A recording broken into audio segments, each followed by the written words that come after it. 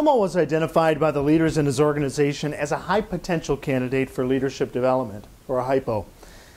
When the HYPO program opportunity was reviewed with Elmo by his manager, Elmo was excited about the opportunity to participate. I mean, only a select few within the entire organization were invited to participate. However, when the contents of the high potential program were reviewed with him, there seemed to be a different reaction. You see, while Elmo was very excited about the opportunity to spend upwards of about 22 days in the coming 12 months in developmental program sessions delivered boardroom style, he always enjoyed attending off-site workshops in the past. The executive coaching sessions, which would bridge the gap between those boardroom sessions, troubled him. To be blunt, Elmo stated that executive coaching wouldn't be necessary for him because, after all, he wasn't crazy. Well, we were working with leadership in Elmo's organization performing that high potential and org development consulting project.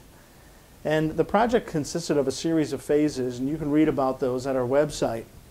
But the thing that troubled us was that Elmo really had the misperception, and it became relatively obvious to us in the first 5 minutes, that he thought executive coaching was more like therapy than it was aimed at assisting him to achieve his business goals.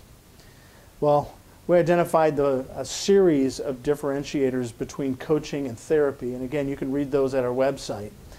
When we explained those differences to Elmo, he now operated from a position of enlightenment entering into the high potential candidate program. The moral of this story: don't be quick to discount the purpose behind executive coaching. You see, while the similarity of technique might find common ground in therapy as well as coaching, the desired results or focus are very different. Executive coaching is not therapy, and as such should be looked upon as a benefit extended to the employee by the organization to assist them in achieving their business results.